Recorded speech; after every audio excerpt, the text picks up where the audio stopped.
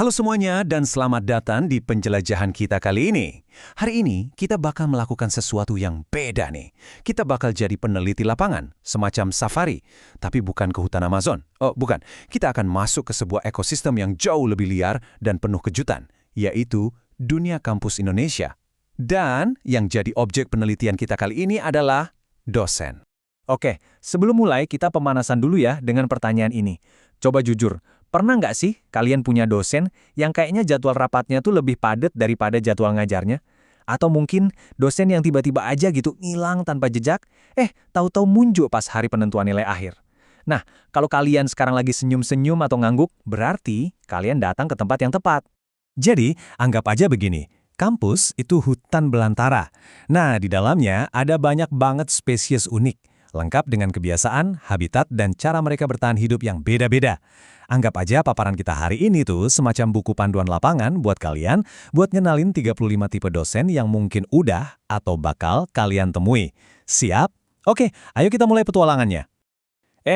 Tapi sebelum kita kenalan sama spesies-spesies yang lebih eksotis dan langka, kita harus paham dulu nih fondasinya. Jadi di dunia akademik kita, ada yang namanya Tridharma Perguruan Tinggi. Dan dari konsep inilah lahir 3 tipe dosen dasar yang jadi pilar utama ekosistem kampus. Nah, ini dia 3 pilar itu. Pertama, ada dosen pengajar. Wah, ini nih para nomaden sejati dunia akademik. Fokus utama mereka yang mengajar. Seringnya sih di beberapa kampus sekaligus buat ngejar jam tayang, hehe. Jangan kaget deh kalau pagi ngajar di kampus A, siangnya udah nongol di kampus B. Terus ada dosen peneliti. Ini nih sang pemburu hibah sejati. Habitat favoritnya udah pasti di antara tumpukan proposal riset. Merekalah yang bikin nama kampus jadi mentereng. Dan yang terakhir, dosen pengabdi. Kalian mungkin bahkan lebih sering ketemu mereka di desa-desa binaan daripada di ruang kelas. Merekalah jembatan antara teori di kampus dan praktek di masyarakat. 3 serangkai inilah fondasi dari semuanya. Oke, sekarang kita geser ke kelompok berikutnya. Kelompok yang dunianya tuh nggak cuma sebatas gerbang kampus saja.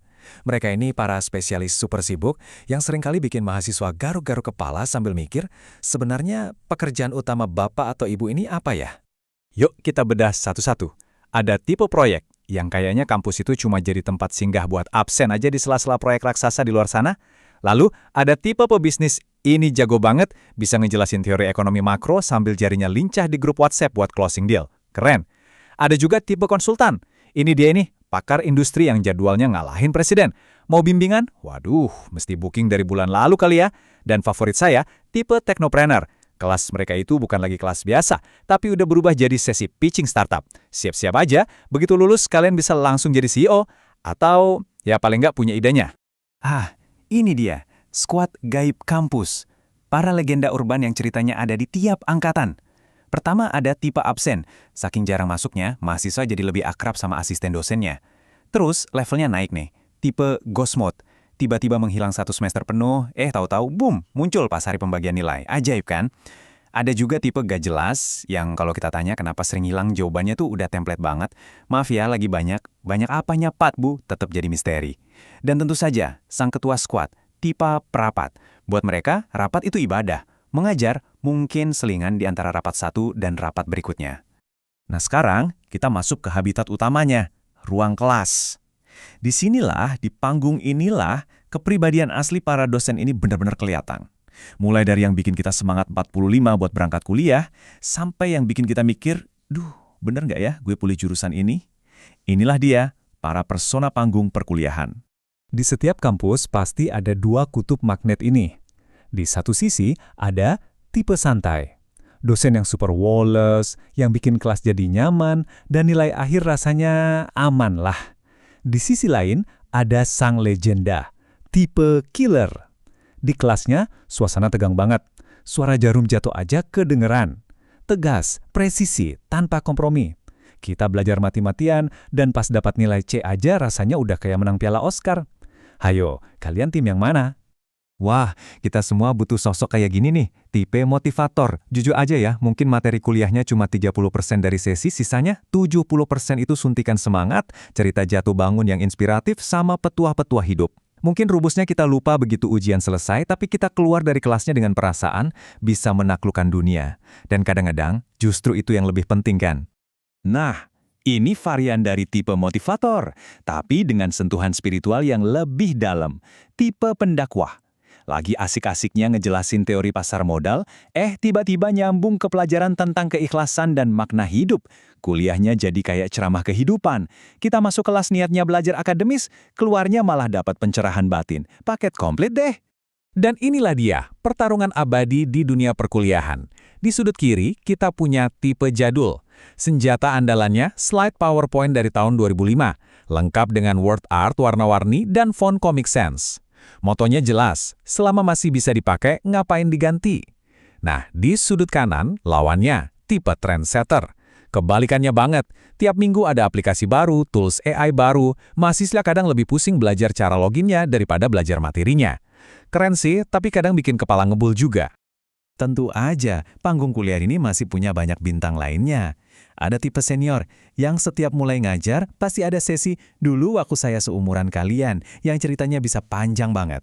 Terus ada tipe sosmed, yang followersnya di Instagram mungkin lebih banyak dari total mahasiswa satu fakultas. Dan jangan lupa, tipe visioner, yang tiap pertemuan gak pernah absen ngomongin masa depan, AI, dan gimana robot bakal ngambil alih kerjaan kita semua. Bikin semangat sekaligus deg-degan. Oke, setelah kita mengidentifikasi begitu banyak spesies, gampang banget ya buat kita mikir kalau setiap dosen itu cuma masuk ke satu kotak aja. Tapi, disinilah temuan paling menarik dari ekspedisi kita. Kenyataannya jauh lebih kompleks dari itu. Jadi, sumber kita berhasil mengidentifikasi ada sekitar 35 tipe dosen yang berbeda.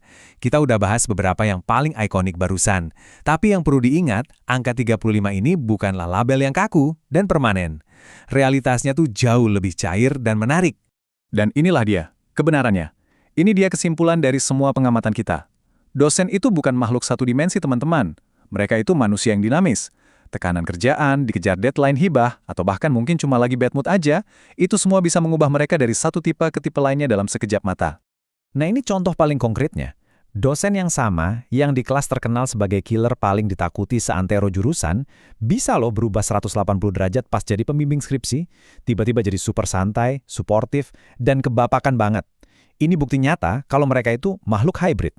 Sebuah kombinasi dinamis dari berbagai peran yang harus mereka jalani. Jadi, sekarang giliran kalian. Setelah ekspedisi kita hari ini, tipe dosen mana sih yang paling membekas di ingatan kalian? Dan, kira-kira ada nggak ya tipe lain yang belum kita sebutin? Mungkin di kampus kalian ada spesies langka yang belum teridentifikasi? Coba deh, bagikan cerita dan pengalaman kalian di kolom komentar. Sampai jumpa di penjelajahan berikutnya.